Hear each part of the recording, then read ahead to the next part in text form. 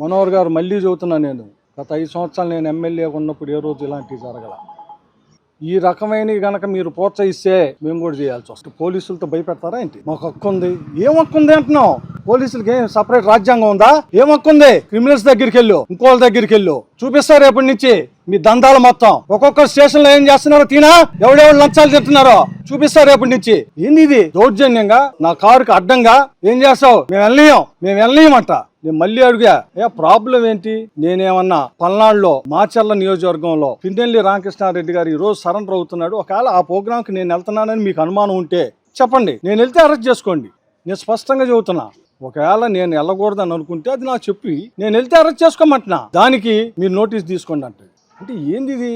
వైఎస్ఆర్ పార్టీలో ఉన్న నాయకుల్ని, వైఎస్ఆర్ పార్టీ ఎక్స్ఎమ్మెల్యేలని ఈ రకంగా చేయటానికి పోలీసు వ్యవస్థను ఉపయోగిస్తూ ఉండారా? ఇది చాలా దుర్మార్గమైన చర్య.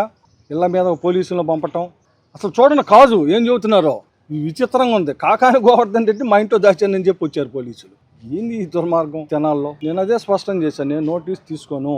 మీకు అనుమానం ఉండి నేను పల్నాడు వెళ్తున్నానని మీకు అనుమానం ఉంటే నేను వెళ్ళటం వెళ్తే అరెస్ట్ చేసుకోమన్నా. నేను స్పష్టంగా చెప్పా, నేను వెళ్ళటంలా, వెళ్తే అరెస్ట్ చేసుకోండి అని, నోటీస్ తీసుకోండి అంటాడు. మాకు హక్కు ఉందంటాడు, నువ్వు కదలటానికి ఇల్లేదంటాడు. దౌర్జన్యం చేస్తున్నాడు. ఏం చేస్తారు దౌర్జన్యం? ఈ సంస్కృతి తెనాల్లో తీసుకురా మాకండి. చాలా తప్పు ఇది.